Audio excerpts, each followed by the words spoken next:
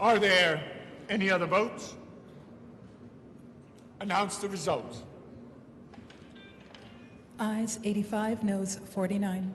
The bill is passed. Mr. Goodell. So what we're doing here is making sure that all public officials, all government officials, are treated the same way in the eyes of the law, and that you don't have to be the favorite of the president to avoid having scrutiny. And there is a benefit. Some people have said, well, there's no benefit to the New Yorkers. There is a benefit that we have good government, and we make sure that those who are making decisions and happen to live in New York are making those decisions not on the basis of personal gain, but on good public policy. So there's a reason for us to pass this legislation today. Mr. Abernathy in the affirmative. Ms. Lipton.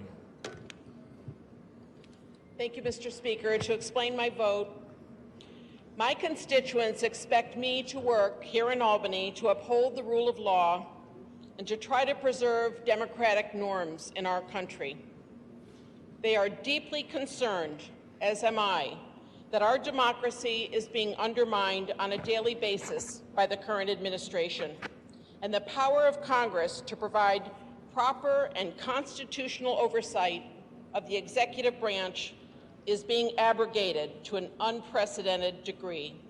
My constituents want me to do what I can as a state legislator to check this clear abuse of power. That is why I'm voting today for this bill, for the prior bill, and yesterday's bill. Thank you very much, Mr. Speaker. Wall in the affirmative. Mr. Smullen. The purposeful political prosecution of any president is always peculiar, but in this case it's almost a comedy, as its ultimate result is so predictable, as we will see in the future. That's because I believe that this group of legislation that we've passed in the last 2 days, the bill yesterday, the bill today, and this chapter amendment, is too similar to a bill of attainder to be believable as anything else. It's unnecessary because Congress already has the necessary authority to request the president's tax returns. I think it's unreasonable because of the intent behind it. And I believe it's unconstitutional because of its specificity.